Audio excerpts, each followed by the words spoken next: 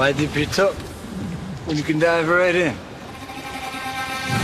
Why let things simmer when you can cook up a storm? Why live life in half measures when you can live it to the brim?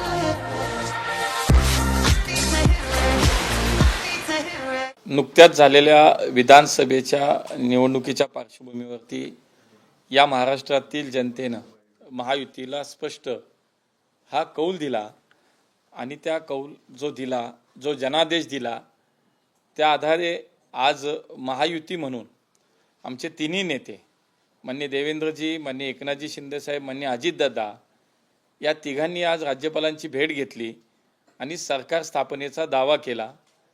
तत्पूर्वी आज सकाळी भारतीय जनता पार्टीच्या विधिमंडळ नेतेपदी माननीय देवेंद्रजींची एकमतानं निवड झाली आणि त्यामुळे हे स्पष्ट झालं की उद्या सायंकाळी मुंबईमध्ये माननीय देवेंद्रजी हे राज्याचे तिसऱ्यांदा मुख्यमंत्री पदाची शपथ घेतील आणि महाराष्ट्रातील जनतेला निश्चितपणे त्याबद्दल एक समाधान आहे, आनंद आहे की जो आपण कौल दिला, जो जनतेचा कौल होता, त्या आधारे या राज्यात पुन्हा एकदा महायुतीचं सरकार आता येतंय आणि म्हणून तिन्ही पक्ष असतील, आमचे महायुतीतले इतर घटक पक्ष असतील, सगळे मिळून आज एकत्रितपणे राज्यपालांना भेटले। आमच्या तिन्ही नेत्यांची आत्ताच मुंबईत पत्रकार परिषद सुद्धा झाली आणि यामुळेच असं वाटतंय की आता उद्या हे सगळे पक्ष मिळून आम्ही महायुती म्हणून उद्याचा शपथविधीचा सोहळा हा अत्यंत चांगल्या वातावरणात निश्चितपणे पार पडेल। या विजयाचे शिल्पकार कोणाला मानाल आपण? हे आमची खरं तर महायुती ही निवडणुकीच्या पूर्वी झालेली आहे आणि त्यामुळे निवडणूक आम्ही एकत्र लढलो, निवडणूक आम्ही एकत्र जिंकलो आणि आता सरकार सुद्धा आम्ही एकत्रितपणे या ठिकाणी स्थापन करतोय। त्यामुळे आमच्या तिन्ही नेत्यांचे किंवा कार्यकर्त्यांची कुणाची अशी भावना नाही की कुणा एकाचं श्रेय याच्यामध्ये आहे। देवेंद्रजी, एकनाथजी शिंदेसाहेब, अजितदादा यांच्यासोबतच माननीय मोदीजी असतील, माननीय अमितभाई असतील, माननीय नड्डाजी असतील आणि ह्या सगळ्यांनाच मला असं वाटतं आमच्या पक्ष नेतृत्वाला एकत्रितपणे एक सामूहिक यश आम्ही मानतो। कार्यकर्त्यांनी कष्ट केले, कार्यकर्त्यांनी श्रम केले आणि म्हणून एक सामूहिक यश म्हणून आम्ही याच्याकडे पाहतो। कोणीही आमच्यातलं असं म्हणत नाही की हे श्रेय आमचं आहे, हे श्रेय त्यांचं आहे, हीच भावना आमची प्रत्येकाची आहे। देवेंद्र फडणवीस यांच्या भाषणातून हे दिसून आलंय, त्यांचं संकेत होते की या संपूर्ण मॅन्डेटमुळे आम्ही हुरळून जाणार नाही, तर आव्हान मोठं आहे। तुमचं आव्हान महापालिका, जिल्हा परिषदा हे चॅलेंजिंग असणार आहे का? माननीय देवेंद्रजींचं व्यक्तिमत्वच असं आहे की बघा, आज इतका मोठा विजय झाला, उद्या ते मुख्यमंत्री पदाची शपथ घेत आहेत, पण त्यापूर्वी त्यांचं वक्तव्य काय आहे तर मी निश्चितपणे आम्ही आनंदी आहोत, महाराष्ट्राच्या जनतेने आम्हाला कौल दिला, आम्ही समाधानी आहोत, पण आता उद्या आम्ही सरकार स्थापन केल्यानंतर खऱ्या अर्थानं आता आमची जबाबदारी वाढतीये या महाराष्ट्राला प्रगतीपथावर नेण्यासाठी, या महाराष्ट्रातल्या सर्वसामान्य माणसाचं जीवन सुखकर करण्यासाठी, समृद्ध करण्यासाठी आम्ही कटिबद्ध आहोत आणि म्हणून आम्हाला आता अधिक काम करावं लागेल। तुम्ही त्या बैठकीत सुद्धा जर आमच्या पाहिलं असेल, विधिमंडळाच्या सगळ्या आमदारांच्या बैठकीमध्ये, त्यात सुद्धा त्यांनी हेच सांगितलं की आपल्याला अधिक काम करावं लागेल, अधिक कष्ट घ्यावे लागतील। या महाराष्ट्रातल्या जनतेच्या आपल्याकडनं खूप अपेक्षा आहेत आणि म्हणून जबाबदारीचं भान निश्चितपणे आपण ठेवलं पाहिजे, अपेक्षांची पूर्तता आपल्याकडनं झाली पाहिजे।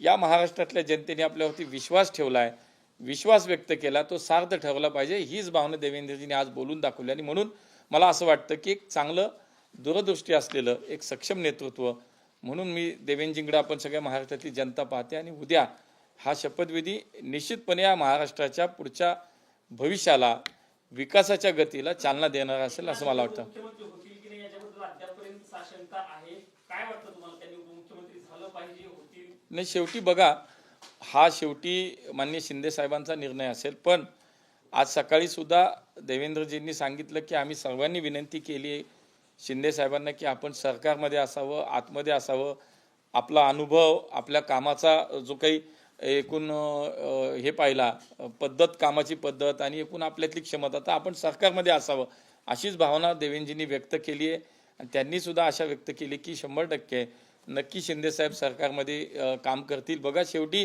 एकत्र काम केलेत या लोकांनी, देवेंद्रजी आणि शिंदेसाहेब यांनी तर 14 ते 19च्या काळामध्ये राज्यात युतीचं सरकार होतं त्यावेळेला देवेंद्रजी मुख्यमंत्री होते तर एकनाथजी शिंदेसाहेब हे नगर विकास मंत्री होते. त्यावेळेला 5 वर्ष दोघांनी एकत्र काम केलं. नंतर आता 2.5 वर्षात माननीय शिंदेसाहेब मुख्यमंत्री झाले, देवेंद्रजींनी उपमुख्यमंत्री म्हणून काम केलं. आता देवेंद्रजी मुख्यमंत्री होता तर एकनाथजी शिंदेसाहेब उपमुख्यमंत्री मला असं वाटतं निश्चित काम करतील. का तर त्या दोघांच्यातलं, आमच्या सर्व कार्यकर्त्यांच्यातलं, सगळ्या एकूण महायुती म्हणून आमच्या सगळ्या पक्षातल्या सर्वांचंच मला असं वाटतं की याच्याबद्दल एकमत नक्की आहे की हे सगळे खूप यांच्यात संवाद चांगला आहे, मनाने एकत्र जोडलेलो आहोत आम्ही आणि म्हणून एकमेकाच्या सोबत काम करण्याची इच्छा नक्की असेल. पण साधारणतः ज्या पद्धतीनं त्याच्यामध्ये अनेक आंदोलन झाले, त्यापैकी एक आंदोलन जे आहे ते अजून सुद्धा संपलेलं नाही, मराठा आरक्षण आंदोलन आव्हानात्मक असणार आहे. आरक्षण द्यावं लागणार.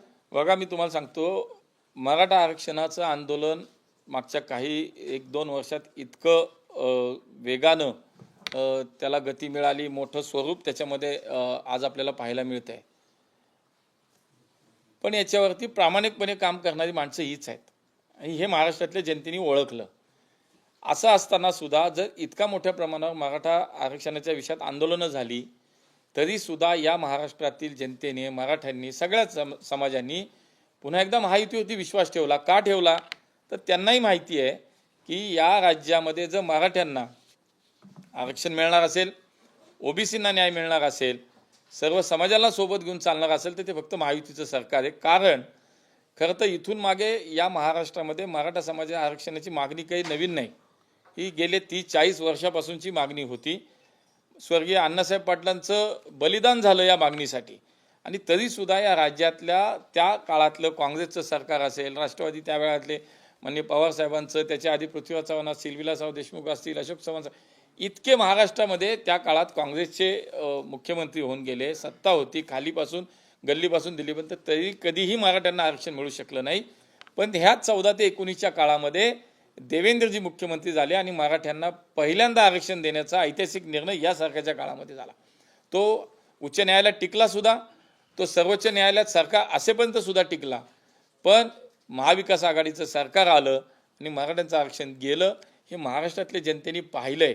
आणि म्हणून आता कितीही आरक्षणाच्या मागे उभे राहून राजकारण या विरोधी पक्षांनी केलं, हे मराठा समाजाला समजून आलं आणि म्हणून समाजाची ही भावना नक्की आहे की आरक्षण आम्हाला देईल, वेगवेगळ्या समाजाला न्याय देईल, ते महायुतीचं सरकारच देईल. आणि म्हणून मला असं वाटतं की पुन्हा एकदा देवेंद्रजींच्या नेतृत्वाखालचं या राज्याचं सरकार मराठ्यांना आरक्षण देण्यासाठी कटिबद्ध आणि तेच देऊ शकतात. 23 तारखेपासून निकाल लागल्यापासून 10 दिवसांपेक्षा जास्त कालावधी निघून गेलेला आहे आणि दरम्यानच्या काळात वेगवेगळ्या चर्चा रंगल्या की कोण मुख्यमंत्री होणार. त्यामध्ये तुमचंही स्वतःचं नाव होतं की मुरलीधर मोहोळ हे मुख्यमंत्री पदाचे चेहरे असू शकतात. आज मुख्यमंत्री जाहीर झालेल्या विलंबाने का होईना, तुम्ही कसं पाहता? मला असं वाटतं की मी स्पष्ट या अगोदर पण केलं होतं की कुठेही मी या स्पर्धेत नाही, माझं नाव कुठेही मला आलेलं सुद्धा आवडलं नाही. पण शेवटी बघा, देवेंद्रजींच्या नेतृत्वाखाली आम्ही या राज्यातली निवडणूक लढलो आणि आपण पाहिलं असेल मागच्या काही काळामध्ये 5 वर्ष एक यशस्वी मुख्यमंत्री म्हणून त्यांनी काम केलं. एक जननेता म्हणून या महाराष्ट्रामध्ये आज त्यांची ओळख आहे. त्यांच्या नेतृत्वाखाली पुन्हा एकदा 2019ला या राज्यातील जनतेनं स्पष्ट कौल दिला. परंतु शिवसेनेने त्यावेळेला फसवून राष्ट्रवादी काँग्रेसबरोबर गेली आणि सरकार आलं. पण त्यावेळेसुद्धा देवेंद्रजींच्या नेतृत्वाला कौल मिळाला होता आणि त्यानंतर पुन्हा एकदा या राज्यात महायुतीचं सरकार आलं. त्यावेळेला सुद्धा 106 आमदार असताना माननीय देवेंद्रजींनी शेवटी बघा, संघटनेच्या प्रती, जनतेच्या प्रती समर्पित कार्यकर्त्याचा भाव काय असतो, 2 पावलं मागून त्या ठिकाणी शिंदेसाहेब मुख्यमंत्री होण्यासाठी या राज्यात शेवटी एका चांगल्या विचाराचं सरकार देण्यासाठी तिथेही त्याग केला, समर्पण केलं. मला असं वाटतं हे सॅक्रिफाईस असेल, हे संयम असेल आणि डिवोशन असेल, या सगळ्या बाबतीत जर पाहिलं तर निश्चितपणे प्रत्येक कार्यकर्त्याची आमची हीच भावना होती की यावेळेला देवेंद्रजीच मुख्यमंत्री झाले पाहिजेत आणि तीच भावना होती आणि आज ते खरं झालं, याचा आनंद आम्हाला सगळ्यांना आहे. 23 तारखेपासून आजपर्यंत जर बघितलं तर अनेक फुसवे पाहायला मिळाले, अनेक राग, अनेक ठिकाणी जर बघितलं तर आंदोलनं झाली. काय वाटतं की महायुतीचं जे भवितव्य राहील आता ते देखील राग आणि याचं राहील आंदोलनाचं? अजिबात नाही. मला असं वाटतं की 1-2.5 वर्ष अत्यंत चांगलं सरकार देण्यामध्ये आमचे तिन्ही नेते यशस्वी झाले. माननीय शिंदेसाहेब, माननीय देवेंद्रजी, अजितदादा, अत्यंत चांगलं सरकार मागच्या 2.5 वर्षात चालवलं. बघा, एका बाजूला मी मागे पण म्हणालो की देशातील सर्वाधिक विदेशी गुंतवणूक आपल्या राज्यात आली, 52% विदेशी गुंतवणूक महाराष्ट्रात आली. ही एका बाजूला राज्याची प्रगती होत होती, मोठे मोठे प्रकल्प पूर्ण होत होते, इन्फ्रास्ट्रक्चरची कामं पूर्ण होत होती. आणि दुसऱ्या बाजूला लाडकी बहीण योजनेसारख्या असंख्य योजना हे समाजातल्या शेवटच्या माणसाचं जीवन समृद्ध करण्यासाठी म्हणून येत होत्या. आणि म्हणून मला असं वाटतं की इतकं चांगलं काम केलं सर्व अर्थानं, शेवटच्या माणसापासून ते राज्याच्या प्रगतीपर्यंत, म्हणजे सगळ्या बाजूनं हे जनतेने पाहिले. आणि म्हणून आम्हाला स्पष्ट बहुमतही दिलं. मला वाटतं की 2.5 वर्षात कुठेही काही असं झालं नाही, या पुढच्या 5 वर्षातही कुठं आपल्याला दिसणार नाही. अत्यंत चांगला संवाद, चांगला समन्वय आमच्या तिन्ही नेत्यांमध्ये, आमच्या सगळ्या पक्षाच्या कार्यकर्त्यांमध्ये. बघा, हसतमुखत आत्ताची आपणही पाहिली असेल प्रेस, इतकी चांगल्या पद्धतीने चांगल्या खेळीमेळीच्या वातावरणात आत्ताची पत्रकार परिषद झाली. हाच संदेश हा आमच्या सगळ्या कार्यकर्त्यांपर्यंत निश्चित आहे. त्यामुळे या राज्याच्या जनतेने दिलेला कौल, त्यांनी विश्वास जो व्यक्त केला आहे, तो सार्थ ठरवण्याचं काम आमच्या ह्या तिन्ही नेत्यांच्या नेतृत्वाखाली निश्चितपणे होईल. निवडणुकी अगोदर जे आश्वासनं देण्यात आलेली आहे, लाडली बहीण योजनेची 2100 रुपये करणार, शेतकऱ्यांची कर्जमाफी करणार, यासह अनेक योजनांची घोषणा केली आहे. काय वाटतं, सध्याची आर्थिक परिस्थिती पाहता महाराष्ट्रातील हे सरकार घोषणा होती की पुन्हा जमिनीवरती? बघा, ज्या वेळेला आमच्या निवडणुकीच्या अगोदर आमचा पक्ष असेल, महायुती असेल, ज्या वेळेला आम्ही शब्द दिलेत, आश्वासन दिलं आहे, आम्ही वचननामा दिला आहे, आम्ही जे काही लोकांसमोर गेलो, आमचं यावेळेस आम्ही संकल्पपत्र म्हटलं त्याला, ज्या वेळेला आम्ही घेऊन गेलो ते पूर्ण करण्याचा प्रामाणिक काम आम्ही केलं आत्तापर्यंत. आणि त्यामुळे लाडकी बहीण योजनेला 1500च्या ऐवजी आता 2100 रुपये मिळतील. आज किसान समृद्धी योजनेच्या माध्यमातून 6000 केंद्राचे, 6000 राज्याचे होते, आता 3000 अधिक राज्याचे मिळतील, 15000 आता ते होतील. शेतकऱ्यांच्या वीज पंपाची वीज बिल माफ केल्याची उदाहरणं आपण पाहिली की आज जवळजवळ 52 ते 55 लाख शेतकऱ्यांना महाराष्ट्रामध्ये याचा फायदा झाला. त्यामुळे हे नव्यानं योजना आणणारं सरकार आहे. त्याच्या अगोदरच्या 2.5 वर्षाच्या काळात योजना बंद करणारं सरकार आम्ही महाराष्ट्राने पाहिलं. पण आता या राज्यातील सर्वसामान्य माणसाला एक चांगलं आयुष्य जगण्यासाठी, एक समृद्ध त्याचं जीवन होण्यासाठी अधिक चांगल्या योजना ह्या सक्षमपणे राबवण्याचं मला असं वाटतं जबाबदारी निश्चित आमचं सरकार पार पाडेल. दुसरा मुद्दाच नाही ना राहिला.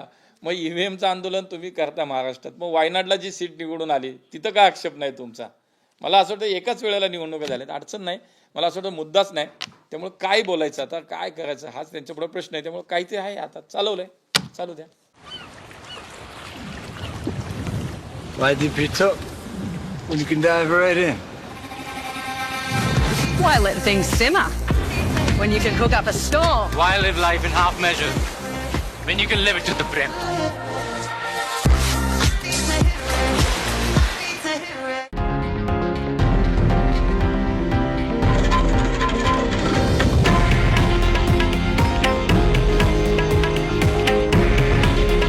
हे आहे देशातील नंबर 1 न्यूज नेटवर्क आणि आपण पाहत आहात TV9 मराठी. काळजी तुमची, हित महाराष्ट्राचं.